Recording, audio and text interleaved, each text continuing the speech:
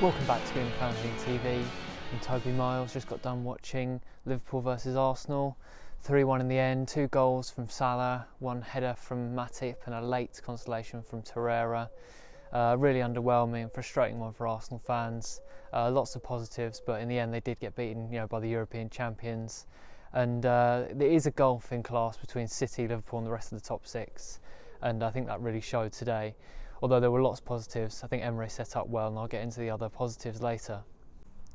In the first half, I thought Arsenal were excellent defensively, really organised, and that was really striking after the last few years of a lot of chaos and under a serious amount of pressure, and they won't come under that much pressure from any side's attack except for against Manchester City and the reverse fixture at the Emirates with Liverpool this season.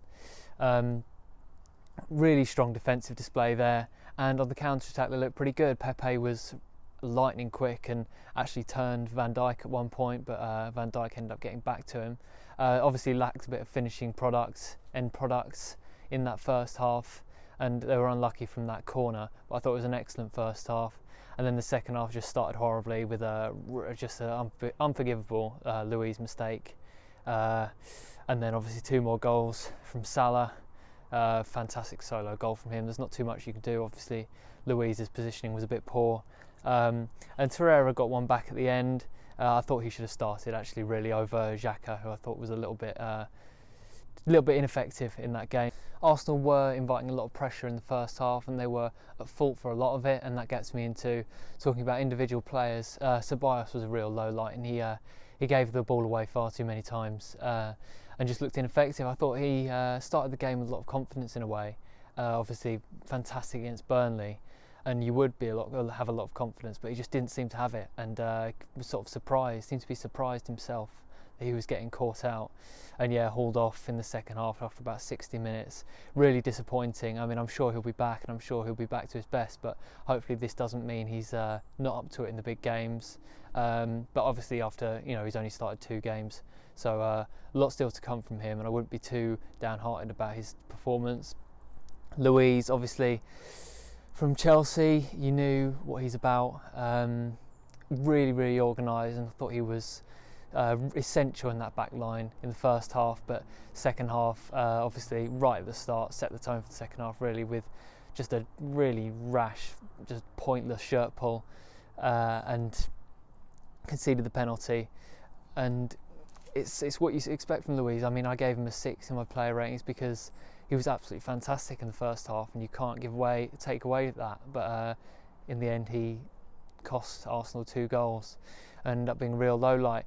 And as I said, I thought Xhaka also was very ineffective, and I thought Torreira really should have started ahead of him. Torreira looked pretty bright when he came on, had a lot of desire, and I thought his grit would have really benefited the side. But there were a lot of positives, and I thought a lot of them stemmed from the first half.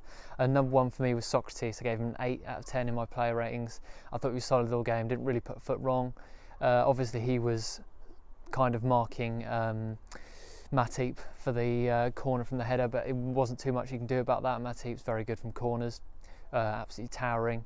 I thought he was brilliant, didn't really put a foot wrong, very well positioned, and while Luiz had his moment of madness, Sokratis didn't, and he stayed very cool, and I think that's a very good sign for the rest of the season. Another highlight I thought was Joe Willock. It was a massive opportunity for him starting this game, and I thought he stepped up to it really. Obviously at times he didn't have the power at times to really have too much impact on the back line, but showed pace, and obviously he started the season in midfield where he was out on the left this game, so I thought he played really well. Also Pepe in his first start for Arsenal, electric pace, fantastic touch, just really lacks the finishing product and the final ball. There was a few times he crossed it to Aubameyang and it was just a little bit too high, and a few shots where they were just too weak. He had a fantastic chance in the first half he really should have put away. But it's a massive positive for Arsenal, and I'm sure he's going to come into his own as he adjusts to this league. I think going from Liga to the Premiership, if you're transitioning from one top league in Europe to another, that's probably one of the hardest transitions. So he's got work to do.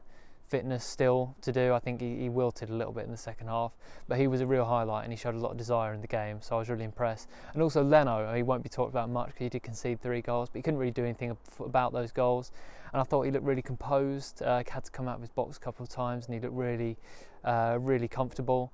And yeah, I think he's going to surprise some people this season. I think a lot of people underrate him, and I think he's going to have a decent season.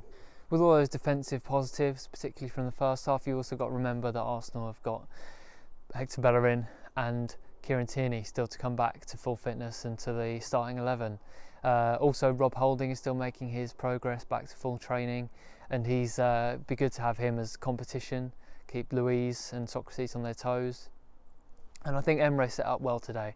I think playing deep was the right call, especially with Monreal and Azimate and Niles. I think it takes a lot to be able to, as fullbacks, anticipate Liverpool if you're playing quite high up the pitch.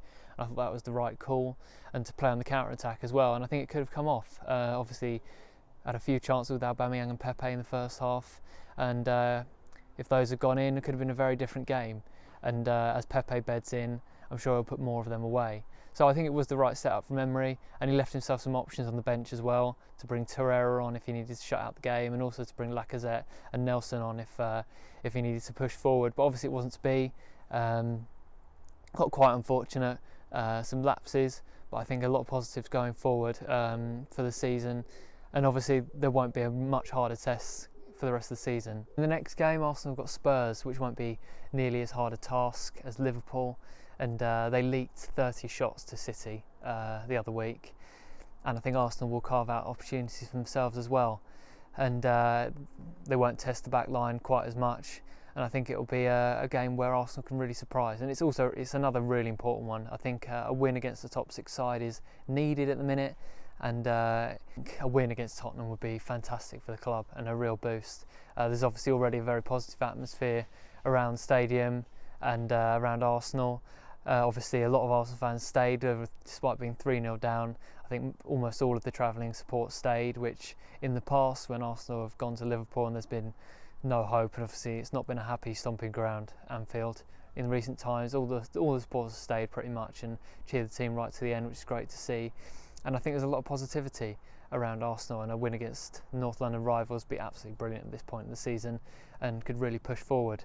But it's essential that they line up properly, and I think Emery, by his decisions today, is showing some good tactical awareness, and he's showing that he's making progress with this Arsenal defence, which hasn't been what it needs to be for a long time now. And that's all. There's been a lot of good chat around the game on Twitter, a lot of interesting conversations on the Gooner Fanzine and on my Twitter. And any of your opinions based on this video, I'll put my player ratings in the description. If you disagree with me on any of them, let me know in the comments below. And any other thoughts on the game, just put them in the comments below. If you like this video, please give us a thumbs up. That really helps us in the algorithms and the charts and all that.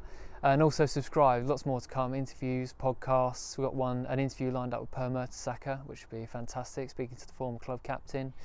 And yeah, it'd be really worth your while to subscribe. So cheers, and I'll see you in the next one.